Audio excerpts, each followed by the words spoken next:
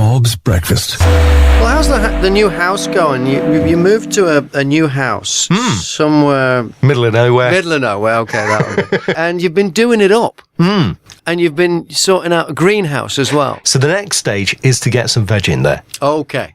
My mum turned up with 21 tomato plants. You going to pee on them? What?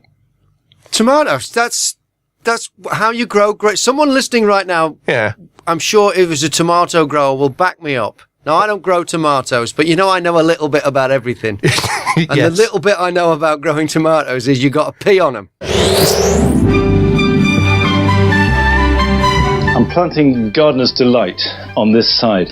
It's halfway between a cherry and a normal-sized tomato, but it's great. Eaten raw, it makes very good sauce, and it's a reliable tomato. Now, spacing is quite critical. So roughly 15 inches equidistant is all they need. At this time of year, a good soak once a week should be enough. Bob's Breakfast. This news from the British Medical Association. They say we're still not eating enough vegetables. And if the situation continues, we're all going to be sent to bed with no pudding. 106 BOBfm.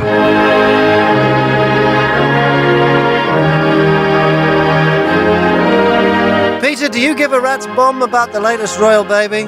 No, I was a bit annoyed it didn't come out ginger and Prince Harry wasn't just sleek enough in the background. That's what I would have really liked.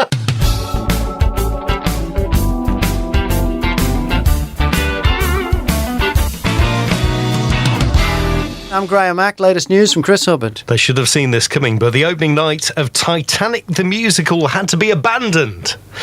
This was shortly after the ship hit the iceberg on stage, and they had to drop the safety curtain because plaster started crumbling from a back wall, onto the stage. Wow. Disaster hit in real life. Wow, it could have been even worse. Maybe one of the fans of the movie, I mean, if the Titanic had actually collided with one of them, geez, that's when the ship would have really hit the fan.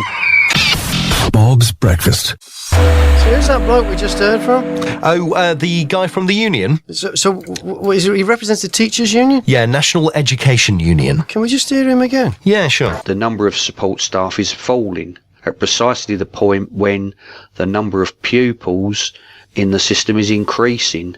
So again, another real pressure on workload, pressure on our members. When did Stuart Pearce get a job at the teaching union?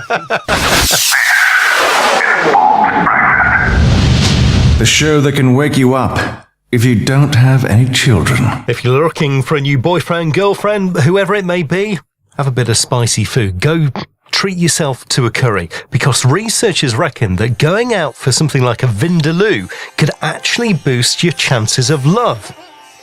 Scientists found women fancy men more after they eat spicy food and were more likely to be interested in going after a relationship with them. Unbelievable.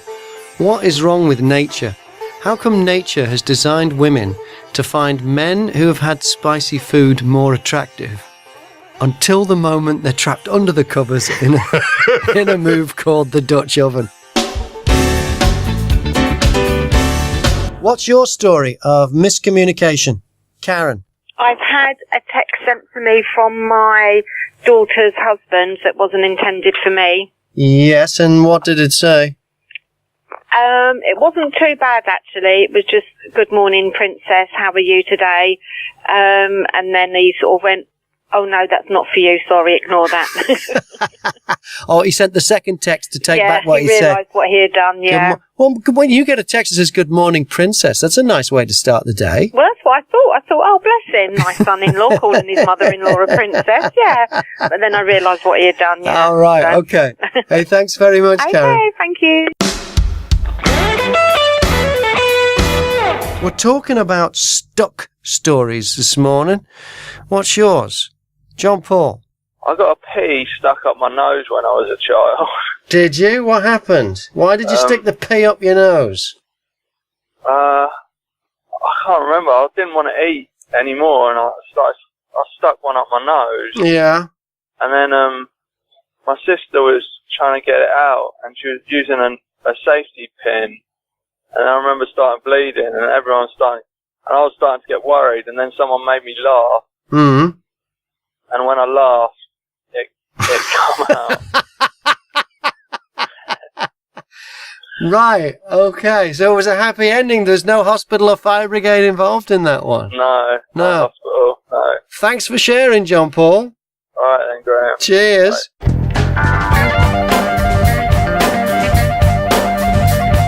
Miscommunication. Joe. I got a strange email, and I never discovered who sent it. Yes. It said, "You slug-faced vash, you slug-faced vash." Mm-hmm. No, it said, "You fat slug-faced Okay. vash. Right. You fat slug-faced vash, I hope you get stuck in a cabbage and eaten by a rabbit." It's quite the insult, Joe. Yes, and it just signed the Scarlet Pimpernel. Really? So I never discovered who it was. Well, did you email them back? No, because I was a bit scared, a bit scared too. It seems. Well, no one wants to get eaten by a rabbit now, do they? Yeah, I can sympathise, yeah. All right, hey, Joe, thank you very much. You're welcome. Badger. It was about because you said you've always fancied riding a luggage carousel. Yeah, I think that might be a good fun. Well, the only thing is they're really slow, aren't they? Yeah. It just reminded me of the days when I worked in Letchworth many years ago. We used to call it "It Can't Last," and it didn't, but it was ICL computers. Right. Yeah. And what they used to have, they had this metal roller bar system. Right. So they put boxes on, and computers used to go on this hexagon wooden pallet, and they used to have like metal handles either side. So it was like a conveyor belt kind of thing then. It would move things just along. A roller system. Yeah, you yeah. just dropped it on, and then it just rolled down. Right? Yeah. Well, some guys that I worked with started the ICL toboggan team, right? So what they used to do, they used to run through the stores holding on to this pallet by both handles. Then they used to leap onto the roller system right, and start firing down. You could get quite fast, yeah? Right. And so it wasn't powered like a conveyor belt. It was rollers. You had to push stuff on it. You had to push yourself along. Weight driven, like. Yeah. Well, as soon as you got on it, you just kept moving. Yeah, because it was downhill, yeah. Yes, downhill, yeah. Gravity driven. Yeah. So and then while they were hacking down, we used to all sit there just tapping on it and going ding ding ding ding ding ding ding ding oi oi oi oi oi oi oi oi oi as they were shot along. Yeah, I don't think the management was too happy, but No, but that's just one of the fun things. It's one of the sidelines of work that you shouldn't be doing, but it makes the job more fun and it makes you go. And the bosses want to stop you doing that, but really without that, you wouldn't bother going at all. You know what I'm saying? It breaks the day up. Yeah, it does, yeah. Gender bending. Yeah, have you been a gender bender when you found yourself wearing the clothes of the opposite sex? Pete's a gas fitter. How are you? Morning, Graham. Yes, one of these situations where you've accidentally sort of put something on that you shouldn't be doing. Mm-hmm. I had cracked lips. Yes. So before going to work, I picked up the old lip seal, moistened the lips, went out to work, only to realise, 3/4 through the day, I've actually put lip shimmer on. I picked up my wife's shimmer lipstick or lipstick seal or whatever it is they call it, and used that instead. And you looked fabulous. I'm sure I did, Graham. I'm sure I did, but I was wondering why I was raising a few eyebrows with people looking at me. Thanks for sharing, Pete. Cheers, mate. Thank you.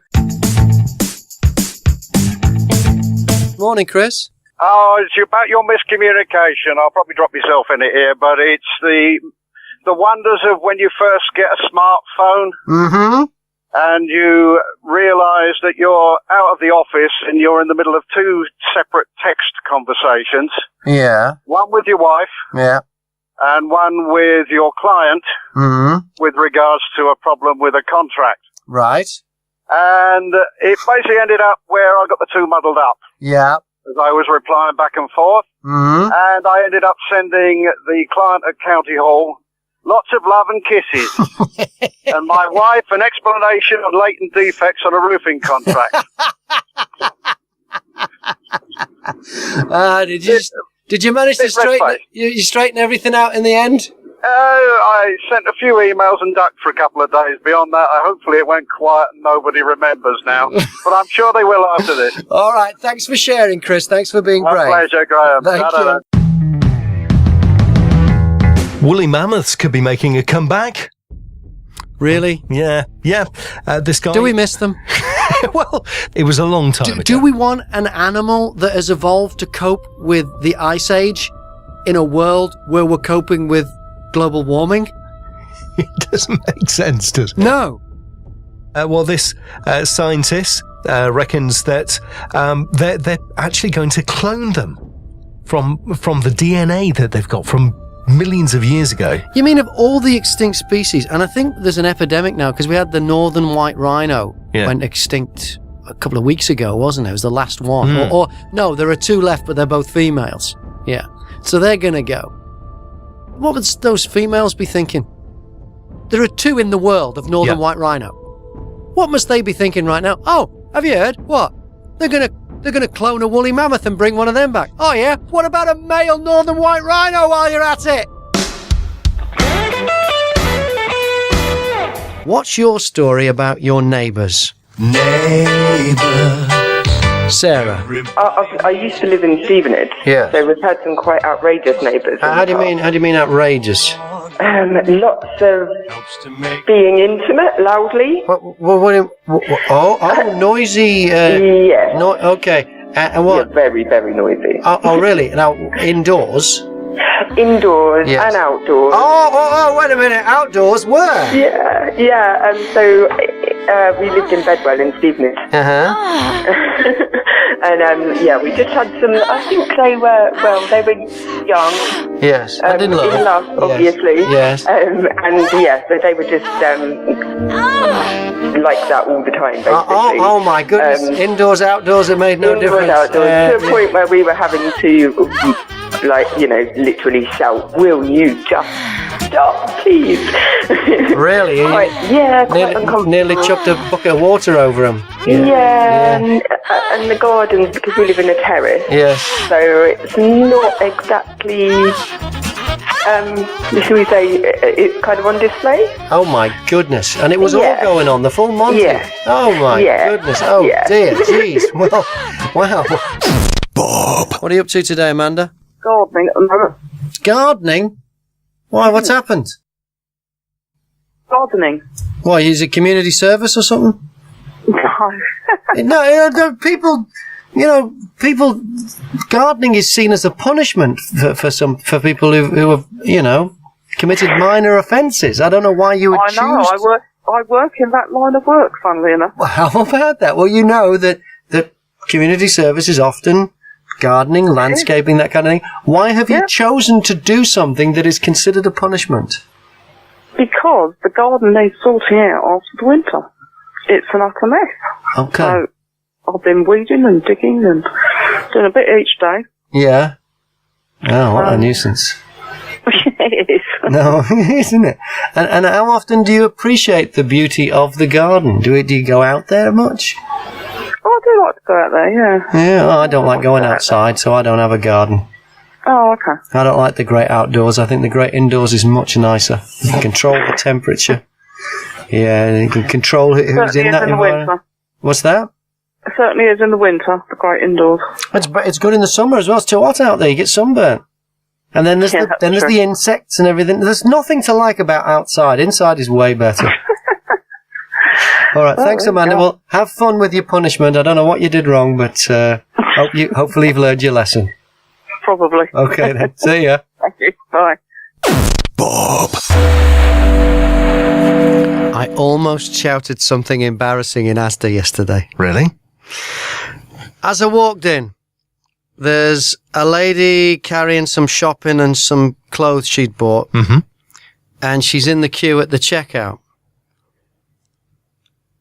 And I'm walking past. And then the happy to help lady points out that there's an empty checkout at the other end of the checkout row. So this lady grabs her stuff and she runs for it. Just then, she drops one of the items of clothing. It's a pair of lacy panties. Right. Were they tucked away under the rest of the shopping? Must have been. They're on a little hanger. Okay. Anyway, so she's now off down the other end of the shop, and about halfway between me and her are these undies. Hmm. And the happy to help lady saved me because she managed to attract the lady's attention and let her know what had happened. Because I swear, I'd just taken a deep breath and was about to shout, "Excuse me! Your knickers have fallen down!" When a message has gone to the wrong place. This happened to a friend of yours, Sharon. What happened? Well, she sent a message to her boyfriend, text message, but it didn't go to her boyfriend. It went to his best friend. Their names on the phone both began with a C. And she sent it to the boyfriend. The upshot in the long run is... No, well, back up a second. What was in it? Well, she never told us. And let me tell you this, at the wedding, it wasn't even disclosed. She married the best friend. Really? So something was going on? Well, not until the text, apparently. She sent this text, a bit of a boozy Friday night text, I don't know, it could have been "come pick me up, I'm absolutely legless," or something. Something, yes. Something might have been sort of innocent-ish to begin with, Yes. and in her drunken state, she sent it to the wrong one. Yeah. And, but they ended up getting married. It could have been something more suggestive than even that, couldn't it? It probably... it could have been. But then I think... I don't know. He was his best friend. Would he have just... I think it started out... She'd sent something, it was a Friday night and she had a few, and it was sort of, can you pick me up type thing. But I think he picked her up in more ways than one. Well, it was a life-changing wrong text, wasn't it, really? Yeah. All right, Sharon, thank you so much. You're welcome. Thank you. We're waking up to the news this morning that 2 men have been arrested for attempted murder after a Liverpool fan was attacked. He's been left fighting for his life. Italian football supporters armed with belts and hammers outside Anfield at the first leg of the European Cup semi-final last night at Anfield. Now, it all happened outside a pub called the Albert, which I know very well because, I go up to Anfield a lot. And a mate of mine actually stands at the back of the Albert selling fanzines. And I'm just wondering if he saw anything that was going on last night. His name's Steve Hale, so I'm going to see if I can... Hopefully he'll answer. Hello? Hey, Steve, Graham, Mack, how you going? All right, Graham, you? Yeah, have I woken you up? No, mate. All right. I'm all right. I'm only ringing just on the off chance you saw something that happened last night, because this is a big story this morning about this Liverpool fan who's, there's 2 Italians done for they've caught him for attempted murder. I'm just wondering if you saw anything and would like to come on the radio.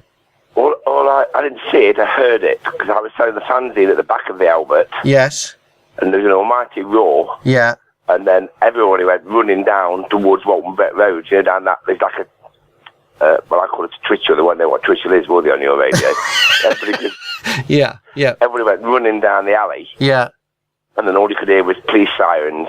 Right. And but you knew something had kicked off, but I didn't know what. Right. And then the word went round that the Italians had come round down a side street and ambushed Liverpool fans and then ran off. Right. So it looks like the Liverpool fans were just, it was the Albert where people meet each other. It's not a tent. It was outside the Albert. Right. Yeah. That's what happened. And they said I saw the great big police van. Yeah. Screech up. Yeah. And then all the police started running towards that way as well. Right. And up until then, it had been a friendly atmosphere with the Italian fan. Funny enough, I was selling the fanzine. Yeah. And 2 Italians were next to me. It was raining, and I was like under the shelter by the club shop. Yeah. And 2 Italians next to me, and he says to me, they haven't got tickets. Where can they watch it? And I says, if you go across the road in the park. Yeah, the park, yeah. Yeah, it'll be, to be on in there. Yeah. And he says, will we be okay? I said, well, providing you're respectful. Yeah. Nobody will bother you. Yeah. I said, what will happen in Rome to our fans? Will we treat them with the same respect? Yeah. And he says, I don't think so. Oh, really? Really? Yeah. So it was, as from the Italian side of things, from the Roma fans, it was already a bit tense, and they were a little bit worried going into it. Well, he was very friendly. Yes. But what he gave the impression was, there's a lot of Italians who aren't so friendly, and the Italians have got this reputation. If you go there, I know fans who's been to like Napoli, and they'll be sitting having a drink outside the bar, minding their own business, and they'll be attacked. Or I do know somebody last time in Napoli who the barman said, "Come on in, I'm going to lock up. You're safe in here." Yeah. So it's not the safest place in the world to go as a football fan. Lovely country to visit if you're not a football fan. Yeah. Is that any help to you, then? Absolutely, Steve. Thank you very much. Okay, mate. You take care. Speak soon. Bob. Good morning, Vince. What do you got? I was listening to your stories earlier in the week about, the mistext and... oh, yeah, miscommunication stories, yeah. Absolutely. And I went a little bit different to that. I didn't do a text. It was a phone call. Yeah. I was doing a job for a lady, window and doors installation for her, and everything was in and going well, and I give her a phone call and got through to the answer phone. Mm-hmm. And I said to her, Mrs. Jones, been just about your windows and your doors, and Jim will be around on Saturday to fit them, and if there's any problems, just give me a ring. Okay, thank you very much. I love you. Put the phone down, and I suddenly turned around to my mate and I went, did I just say what I thought I said? He went, yeah, you did. Which is what I always say to my wife when we finish a conversation. Just a reflex action. Yeah. Absolutely. And anyway, I had to go over there that Saturday night, and I'm thinking, oh, bless her, she was about maybe a little bit older than me, but she didn't say anything, bless her. She didn't, she was very pleasant, a very pleasant lady. Anyway, she paid me, and she paid me in cash. Right. And I got back to the office, and now whether this is a coincidence or not, I will never know. I'm counting out the money, and right in the centre was her photograph. That's no coincidence, Vince. You were in there, my friend. It frightened the life out of me. I thought, what am I going to do? So what did you do? I didn't, well, to be honest, I just tore it up and put it in the bin. I thought, tell their wife, and I'm happily married. Bob's Breakfast. Making more headlines than corduroy pillows. Hi, I'm Graham Mack. Thanks for listening to the podcast. If you like it, put a link to it on Twitter or a like on Facebook. And subscribe at Apple Podcasts.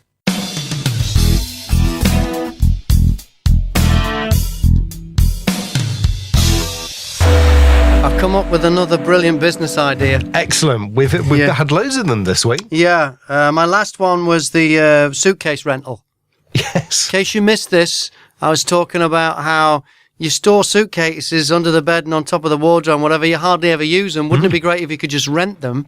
And this is a great business idea for an entrepreneur, if you're listening, is because you can buy used suitcases, really heavy-duty ones, like Samsonite Oyster, for like 34 quid on eBay. No one would expect to rent a brand new one. You could rent it out easily for 34 quid. I mean, for a week. It would pay for itself. And you could just buy them as you needed them. So anyway, suitcase rental, business idea. Got another one. It's going to take me a while to get to this one because I've got a lot to get through before we get there. But you'll see that this is another great business opportunity. Right. Okay. I'm going to start with the demise of newspapers. And nobody wants to read yesterday's news on dead trees. They'd rather read today's news online. The demise of newspapers is great news for the environment because hardly anybody buys a daily newspaper. So imagine the amount of forests that are being saved because everything's online. Nobody sees any value in printed newspapers anymore. I mean, look at the Evening Standard. You used to have to pay for it. Now it's free. There are people all over London just giving them out. And not everybody takes one. No. So look at used to have to buy it. Yep. Now it's free. And in some cases, they can't even give it away. And at the end of the night, there's piles of them left. Yeah, that's the problem, the waste. Every day, tons of paper is still being thrown away or left on public transport because people have finished reading what's on it, or they didn't even take one in the first place and they get printed for nothing. Now, the newspaper problem is not as big a problem as plastic packaging. I mean, that's choking our oceans, and we're hearing that drinking straws could be banned soon. That might make you think that paper is more environmentally friendly than plastic. I thought that. I thought when I looked around, I don't see newspapers anymore. Hundreds of years of people reading news on papers, I don't see the newspaper. They've all biodegraded. So I thought, well, paper must be better for the environment than plastic. Well, that makes sense. No, it's not true, though. It's counterintuitive. When you look at the example of supermarket bags, I've looked into this, and it turns out, wait for it, plastic bags are better for the environment than paper ones. It's true. So how does that work? Let me explain. Okay. Paper bags cause 70% more pollution and emit 80% more greenhouse gases than plastic bags. This is according to studies. Plastic bags are thinner and lighter than paper bags.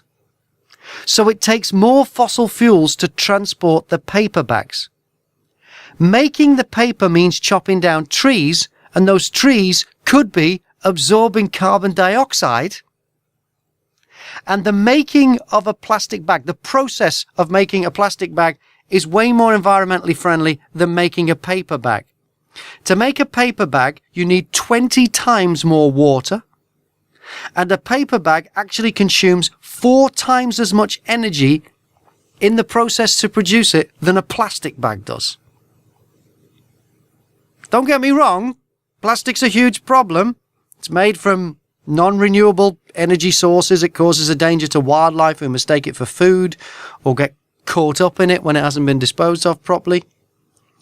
Plastic takes up to 500 years to decompose. In reality, paper and plastic bags are both bad for the environment.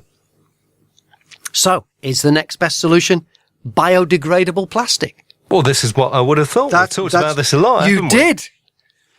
Biodegradable plastic bags. Well, biodegradable plastics could do more harm to the environment than good. Technically, what we're talking about here is oxo-degradable plastics. These are plastics made to degrade in the presence of oxygen and sunlight. What they do is they add tiny amounts of metals like cobalt, iron, and manganese. Some research suggests that the bags don't degrade as well as claimed. It all depends on where the biodegradable plastic ends up. If it gets buried in a landfill, remember it needs light and oxygen? If it's buried in a landfill, it doesn't get light, it doesn't get oxygen. And chances are, if it's a plastic bag, that's probably where it'll go. Yeah, so it won't degrade. So if the answer's not paper, and the answer's not plastic, and the answer's not biodegradable bags, what is the answer? Well, this is it. As I mentioned yesterday, the answer, edible bags. Yes, of course. You talked about this. Yes, and I'm serious. Think about it. You bring home your shopping. You wash the shopping bag under the tap. You cut the bag into squares big enough to wrap something yummy in. You pop those little parcels in the oven for 20 minutes and enjoy a bag burrito. Nice bit of cheese in the middle. Yeah, anything. Yeah. Bit of mince, onions. Ooh, that'd be nice. Great. Which brings me back to the newspaper problem and on to my fantastic business idea. If thousands of free newspapers that are given away to commuters every day were edible, you could read the news, have a snack on your way home. And here's the business opportunity. Right. How about a small, edible, general interest family magazine, published 10 times a year, full of inspiring stories, hilarious jokes, surprising advice on health, weight loss and more. And you know what you could call this edible little magazine? What's that? Reader's Digest. It's Bob.